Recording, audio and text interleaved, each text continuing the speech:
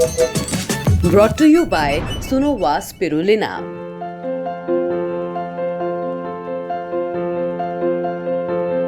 आप तक सेहत का ये एपिसोड लाए हैं सुनोवा स्पिरुलिना। क्या आप उन लोगों में से हैं जिनको दवाइयाँ खाने का बड़ा शौक होता है? नहीं होते हैं ना वो कुछ लोग जो दवाइयों को चूरन की तरह खाते हैं। जरा सा कुछ हुआ नहीं कि एंटीबायोटिक खा ली। अब आप पूछेंगे इसमें बुराई क्या है, दवा तो खाने के लिए ही बनी है। भाई सही बात है, पर जबरदस्ती जहां पे जरूरत नहीं है वहां एंटीबायोटिक खाना बहुत खतरनाक हो सकता है। और ऐसा सिर्फ हम नहीं कह रहे हैं, डॉक्टर्स भी कहते हैं। हर छोटे इन्फेक्शन के लिए एंटीबायोटिक खाने से आपका इम्यून सिस्टम कमजोर हो जाता है। ऐसा ही कुछ हुआ है प्रेरणा के साथ। वो 35 साल की हैं, वाराणसी की रहने वाली हैं।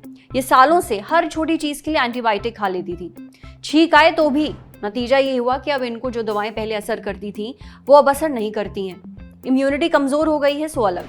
इसलिए प्रेरणा चाहती हैं कि हम अपने शो पर इस मुद्दे के बारे में बात करें, क्योंकि हम में से ज्यादातर लोग ऐसा ही करते हैं, पर इससे होने वाले नुकसान के बारे में कोई नहीं जानता। ज्यादा एंटीबायोटिक आपकी इम्यूनिटी को कैसे कमजोर कर देती है ये तो हम आपको कुछ ही देर में बताते हैं, पर पहले ये समझ लेते हैं कि इम्यूनिटी क्या होती है और कितने तरह की होती है। इम्यूनिटी को अगर आम भाषा में समझाया जाए तो ये हमारे शरीर का वो हिस्सा है जो एक आर्मी का काम करता है। हमारे बॉडी को अलग अलग प्रकार के इन्फेक्शन से बचा के रखता है, लड़ता है उसके साथ, ताकि ये इन्फेक्शन हम पे हावी ना हो जाएं। मुख्यतः ये दो तरीके की इम्यूनिटी है। एक जो कि इनेट इम्यूनिटी जिसको बोला जाता है, जो बचपन से ही पैदा होते हमारे अंदर कारगर होती है। तो ये माता पिता के जीन से हमारे अंदर ट्रांसफ़र होती है और जैसे ही हम पैदा होते हैं ये तभी से काम करना शुरू कर देती है।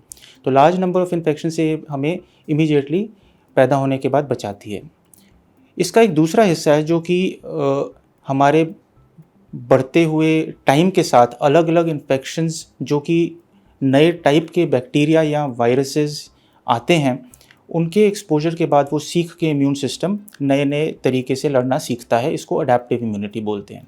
तो ये कहेंगे कि एक हिस्सा इम्यूनिटी का बचपन से काम कर रहा है जब हम पैदा हो रहे हैं, जो कि पीढ़ी दर पीढ़ी पास ऑन हो जाता है, और दूसरा जो कि नए नए इन्फेक्शंस को जान के सुधार लाता है इस इम्यून सिस्टम में और हमें इन इन्फेक्शन से बचाता है। और उसी तरीके से इसको दो तरीके में बोलें तो एक्टिव और पैसिव इम्यूनिटी भी बोल सकते हैं। पैसिव है कि जो माता के खून के द्वारा बच्चे में इमीडिएटली ट्रांसफ़र होती है पैदा होने के बाद, या फिर ब्रेस्ट फीडिंग के समय जो मिल्क जाता है वो उसके गट के इम्यून सिस्टम को स्ट्रॉन्ग करता है। और एक्टिव इम्यूनिटी है जो कि धीरे धीरे करके हमारा इम्यून सिस्टम अलग तरीके से सीख के लड़ने की क्षमता पैदा करता है। हमारा इम्यून सिस्टम ब्रॉडली दो तरीके से काम करता है।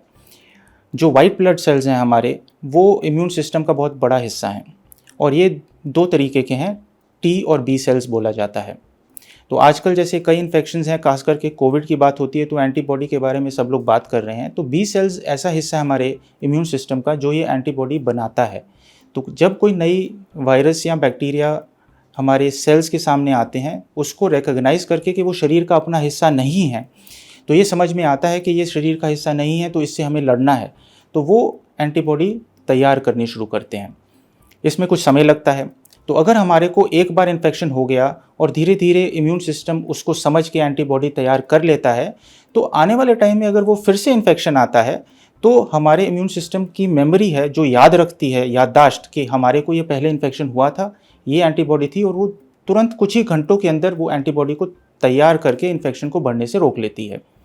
इसी बेसिस पे बहुत सारे वैक्सीन्स काम करते हैं जिसको टीकाकरण बोला जाता है, कि कोई वायरस जो कि कॉमन इन्फेक्शंस पैदा करता है उसको कम एक्टिव बना के एक वैक्सीन तैयार किया जाता है, जो कि इतनी कम डोज में होता है कि हमारे शरीर में इन्फेक्शन तो पैदा नहीं करता, बल्कि हमारे इम्यून सिस्टम को रिकॉग्नाइज करा लेता है कि ये ऐसी वायरस है या बैक्टीरिया है जिससे हमें आगे जाके लड़ना है। तो कभी एक्चुअल इन्फेक्शन उस समय आएगा तो हमें उस इन्फेक्शन से वो बचा लेगा। जिनका इम्यून सिस्टम कमज़ोर है उनको फ्रीक्वेंट इन्फेक्शंस होंगे, बार बार इन्फेक्शंस होंगे, खास करके ऐसे इन्फेक्शंस जो आमतौर पे हम और आप देखते नहीं हैं। उसमें यूजुअल बैक्टीरियल इन्फेक्शंस को छोड़ के ट्यूबरक्लोसिस की बात करें तो टीबी होना एक ऐसा लक्षण हो सकता है कि आपका इम्यून सिस्टम कमज़ोर है। या फंगल इन्फेक्शंस या वायरल इन्फेक्शंस, जो कि आमतौर पे एक हेल्दी इम्यून सिस्टम वाले इंसान को नहीं होंगे। ये खासकर उन कंडीशंस में होते हैं जहाँ पे कि इम्यून सिस्टम किसी कारण से वीक है। कुछ ऐसी बीमारियाँ हैं जो बचपन में ही पता चल जाती हैं जब इम्यून सिस्टम कमज़ोर है, और उसके लिए अलग तरीके का इलाज है। मगर जो कॉमन ऐसी बीमारी की बात करें तो वो डायबिटीज़ है, जो कि इम्यून सिस्टम कमज़ोर करती है, और खासकर हाई शुगर जहाँ पे खून में होती है तो वो दूसरे इन्फेक्शंस जैसे बैक्टीरिया और वायरसेस को ग्रो करने में हेल्प करता है। तो डायबिटिक पेशेंट्स को ना ही अपने शुगर का इसलिए कंट्रोल करना है कि दूसरे कॉम्प्लिकेशंस कम हो, बट इन्फेक्शंस के मामले में भी वो कारगर ज़रूर साबित होता है। कि जिनको शुगर है, डायबिटीज़ का अच्छा कंट्रोल ना ही आगे की कॉम्प्लिकेशंस रोकता है, इन्फेक्शंस के लिए भी कारगर है। दूसरा है कि जो हम अननेसेसरी एंटीबायोटिक्स लेते हैं, किसी को मामूली बुखार आ गया और तुरंत बिना किसी डॉक्टर से सलाह लिए हुए हम एंटीबायोटिक शुरू कर देते हैं।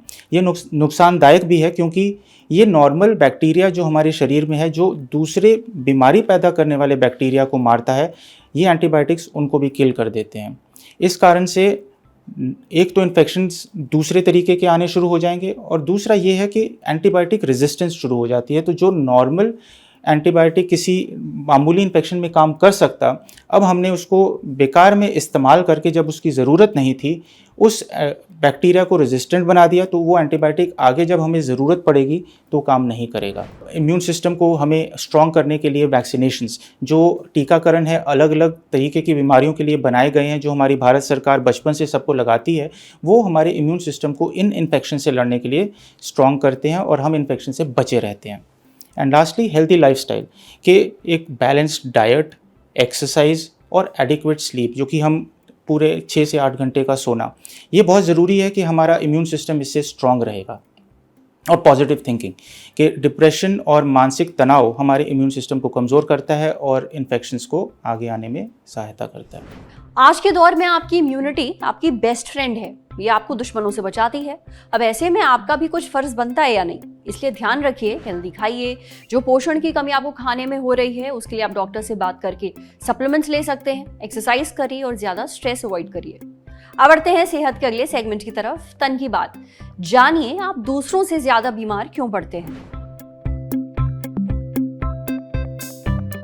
जितनी कमजोर इम्यूनिटी, उतना ही ज्यादा आप बीमार पड़ते हैं, ये तो आपको पता ही चल गया होगा। पर आपने कभी सोचा है कि आप अपने घर वाले, दोस्त, कलीग्स, रिश्तेदारों से ज्यादा बीमार क्यों पड़ते रहते हैं? कुछ बहुत ही आम इन्फेक्शन यानी सर्दी, खांसी, जुकाम आपको दूसरों के मुकाबले ज्यादा क्यों होता है? इसके पीछे जिम्मेदार है आपकी कुछ रोज की आदतें, जैसे आप हाथ कम धोते हैं। याद कीजिए आप दिन में कितनी बार हाथ धोते हैं। कुछ मौकों पर तो आपको पक्का हाथ धोने चाहिए। खाना खाने से पहले, खाना खाने के बाद, खाना बनाने से पहले और उसके बाद, किसी जानवर को छूने के बाद, बाथरूम इस्तेमाल करने के बाद, कूड़ा या फिर धूल छूने के बाद। एक बात और, ये भी जरूरी है कि आप कितनी देर के लिए अपने हाथ धोते हैं। डॉक्टर्स की माने तो आपको कम से कम 20 सेकंड तक अपने हाथ धोने चाहिए। सिर्फ सैनिटाइजर से काम नहीं चलेगा, आपको पानी और साबुन से हाथ धोने चाहिए। दूसरी चीज, आप दिन भर अपना चेहरा छूते रहते हैं। अगर आपके हाथ गंदे हैं और आप अपना चेहरा दिन भर छूते रहते हैं तो प्लीज ऐसा मत करिए। आपके हाथों से जर्म्स आपके चेहरे तक जाएंगे। देखिए, जिन जर्म्स की वजह से आपको सर्दी खांसी होती है, वो आपके शरीर में नाक और मुंह से अंदर जाते हैं। तीसरी चीज, आपको एलर्जी है और आपको पता नहीं है। अगर किसी एलर्जी की वजह से आपकी नाक बंद हो रही है तो जरा सी सर्दी भी बड़ा असर कर सकती है। उदाहरण के तौर पर, मुझे धूल से एलर्जी है, जरा सी धूल आसपास हो तो मुझे जुकाम हो जाता है। ऐसे ही हो सकता है आपको भी किसी चीज से एलर्जी हो। ये कुछ भी हो सकता है, जैसे कि कोई पेट, पेंट, बिल्ली के बाल, धुआं वगैरह। किसी चीज से आपको एलर्जी है, अगर वो आपके आसपास होगी तो आपकी नाक सबसे पहले बंद होगी, छींकें आएंगी, उसके बाद जुकाम, खांसी वगैरह। अगर आपकी सर्दी खांसी 7 से 10 दिनों के अंदर ठीक नहीं हो रही है तो डॉक्टर के पास जाकर एलर्जी का टेस्ट जरूर करवाइए। चौथी वजह है पूरी नींद ना लेना। नींद, उफ, ये नींद अगर पूरी नहीं होती है तो आपको सर्दी ज्यादा जल्दी पकड़ती है, आप ज्यादा बीमार पड़ते हैं, इन्फेक्शन जल्दी होते हैं। क्यों? क्योंकि नींद की कमी की वजह से आपका इम्यून सिस्टम कमजोर हो जाता है। इम्यूनिटी कम होने की वजह से सर्दी, जुकाम, ये सारे फैलाने वाले जो वायरस हैं वो शरीर पर आसानी से हमला कर देते हैं। इसलिए बिंदास सोइए। समझे? अब बारी है सेहत के आखिरी सेगमेंट की, खुराक, यानी एक झकास सी हेल्थ टिप। जानिए छाछ को और हेल्दी कैसे बनाएं। गर्मियों के मौसम में हम में से ज्यादातर लोगों को छाछ पीना बहुत पसंद है। ये हेल्दी होता है और टेस्टी भी। पर आपको पता है आप इसे और भी ज्यादा हेल्दी बना सकते हैं। कैसे? यह हमें बताया न्यूट्रिशनिस्ट मुनमुन गनेरीवाल ने। उन्होंने अपने इंस्टाग्राम पेज पर एक पोस्ट शेयर किया है। देखिए, इसके लिए आपको आधा कप दही लेना है, 1.5 कप पानी, कुछ फ्लैक्स सीड्स यानी कि अलसी के बीज, थोड़ा जीरा और मेथी के दाने, और ये सब इक्वल अमाउंट में लेने हैं। सबसे पहले तो आधा कप दही में 1.5 कप पानी मिला लें, फिर इसे अच्छे से मथ लें। अब अलसी के बीज, जीरा और मेथी के दानों को मिक्सी में डालकर पीस कर उनका पाउडर बना लीजिए। अब एक ग्लास में ये पाउडर डालें और इसमें जो दही और पानी का मिक्सचर बनाया था उसको आप डाल लीजिए। आप इसे लंच या फिर लंच के बाद भी ले सकते हैं। ये रेसिपी ना सिर्फ आपकी वेट लॉस में मदद करेगी बल्कि कोलेस्ट्रॉल को बैलेंस करने में भी मदद करेगी। आज सेहत पर इतना ही। अगर आप एक डॉक्टर हैं, हमसे कुछ शेयर करना चाहते हैं तो जो ईमेल आईडी इस वक्त आपको अपनी स्क्रीन पर दिख रही है उस पर हमें एक मेल भेज दीजिए। ये वीडियो फेसबुक पर देख रहे हैं तो हमारे फेसबुक पेज को लाइक करिए, यूट्यूब पर देख रहे हैं तो हमारे चैनल को सब्सक्राइब करिए, बेल आइकन पर जरूर क्लिक कर दीजिए ताकि जब भी हम कोई नया वीडियो अपलोड करें तो उसका नोटिफिकेशन आप तक सबसे पहले पहुंचे। शुक्रिया।